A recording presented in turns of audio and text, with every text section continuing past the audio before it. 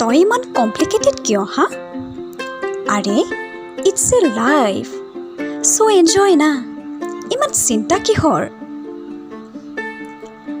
কথাখিনি কৈয়েই সি চিঞৰি চিঞৰি গাবলৈ ধৰে হাৰ্টথ্ৰব জুবিনৰ প্ৰিয় গীতৰ কলি। ধুমুহাৰ খতেম বহু যুগৰে নাচোন এন্ধাৰো সঁচাম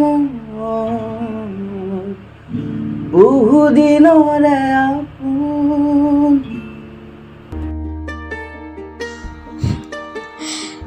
তাই মুখ টিপি হাঁহে। আবেগিক কথা কমকৈ কোৱা সৰল ছোৱালী যদিও তাৰ অনৰ্গল বকবকনি আৰু ফটুৱামিবোৰতো তাইৰ মনটো যেন কোনোবাখিনিত জীপাল হৈ উঠে। ক'ব নোৱাৰাকৈয়ে তাইৰ হৃদয়ৰ এচুকত নামি আহে সপোন সপোন যেন লগা এটি মিঠা অনুভৱৰ ঢল। তাইৰ আবেগৰ জুখি চাব নাজানে সি। জীৱনৰ জটিল অংকবোৰৰ সৈতে কোনোদিন মিতিৰালি নাই তাৰ।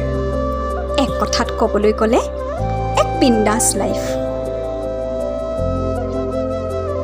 কি হ'ল হা? আকৌ ডুবি গ'লি নেকি তোৰ মায়াবী জগতখনত? তাৰ মাতত পুনৰ বাস্তৱলৈ ঘূৰি আহিল তাই।